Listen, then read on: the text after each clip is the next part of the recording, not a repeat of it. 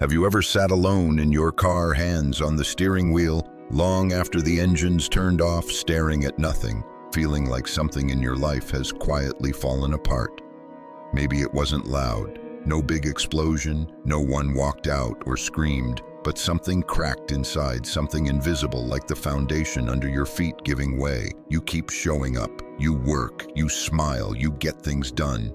But deep down there's a quiet voice whispering, is this it? Is this all life has to offer? That moment, that still, uncomfortable silence between who you are and who you thought you'd be, that's where this story begins.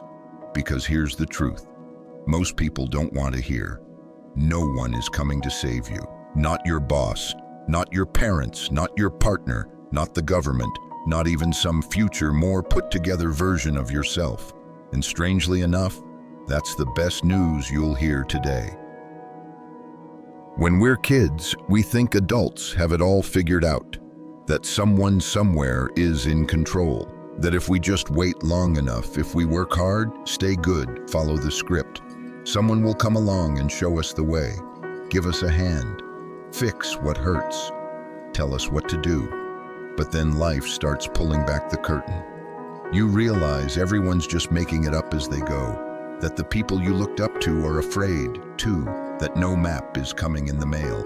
And for a while, that realization feels like a punch to the gut, like abandonment, like standing in a storm with no umbrella. But this is where Stoic philosophy enters the story, not with pity, not with sugar-coated hope, but with fire. Marcus Aurelius, the Roman emperor who spent his nights writing in a war tent, instead of a palace, once wrote, "Waste no more time arguing what a good man should be. Be one." That's Stoicism in its rawest form. Don't wait, don't beg, don't blame, be. You see, the idea that no one is coming to save you isn't meant to crush you. It's meant to free you. Because the second you realize no one is responsible for your life but you, everything changes. You stop waiting for the world to change. You change yourself. You stop hoping someone will understand your pain. You start healing anyway. You stop outsourcing your power, and you finally pick it up with your own two hands. And maybe you're thinking, but I don't feel strong enough. That's okay.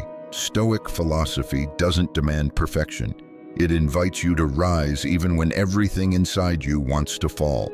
You wake up every morning, brush your teeth, and carry the weight of your doubts on your shoulders, but you still show up. That's Stoicism. That's resilience. That's power. Because in a world obsessed with comfort and convenience, choosing discipline is rebellion. Choosing responsibility is freedom. Choosing silence over drama, patience over impulse, integrity over applause. That's how the Stoic lives.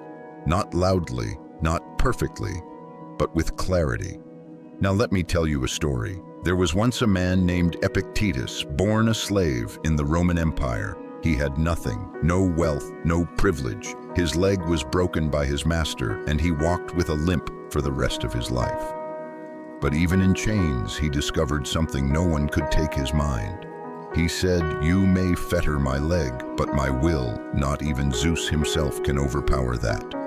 Think about that. A man with no status, no safety, no control over his body. Yet he claimed ownership of something more powerful, his response. That's the heart of Stoicism. Not controlling the world, but controlling yourself within it. Not waiting to be saved, but rising anyway. And that's why Stoic philosophy has survived centuries, not because it makes you feel good, but because it makes you ready. So when you're going through a storm, when your plans fall apart, your friends go silent, your heart breaks, or your world feels too loud, remember this. You are not powerless, you are not broken, you are not alone, you are the keeper of your soul. And I know that phrase sounds poetic until you're sitting in the ruins of your life wondering how to pay rent, or how to fix a relationship you shattered, or how to forgive yourself for what you did when you didn't know better. But that's exactly when Stoicism matters most. When you're down to nothing, when all the lights go out, that's when your character shows up.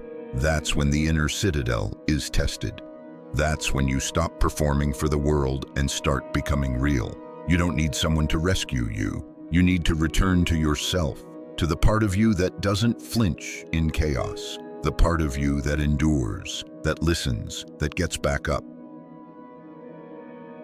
Because here's the twist. When you stop needing someone to save you, you start becoming someone others can depend on.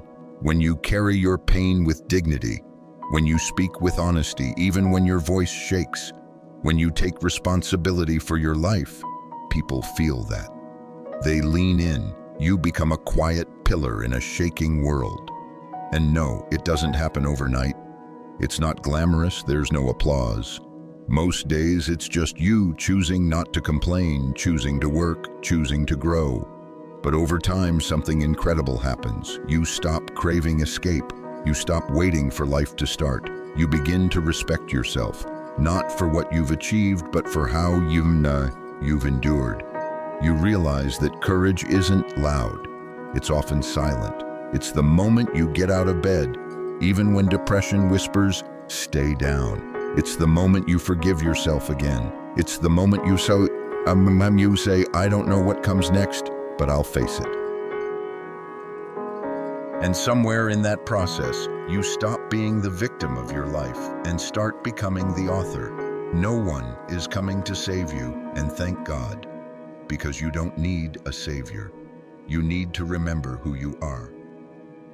You need to build the strength to meet life as it is, without flinching, without fantasizing, without folding. You've made it this far, through chaos, through heartache, through fear. Don't underestimate what that means. You're not fragile, you're not unfinished. You're exactly where you're supposed to be, facing the next chapter, not with panic, but with presence. So the next time you feel that emptiness, that ache, that wish that anyone would show up and fix it all, breathe. Then remind yourself, no one is coming. And that's good, because now you're free to become the one you've been waiting for. If this message stirred something in you, if a part of you felt seen, challenged, or awakened, don't let it pass like another video. Pause, reflect, decide, start small. Choose one moment today where you could complain and don't. One moment where you could avoid and instead face it. That's how change begins. Not with fanfare, but with you right now, making a different choice.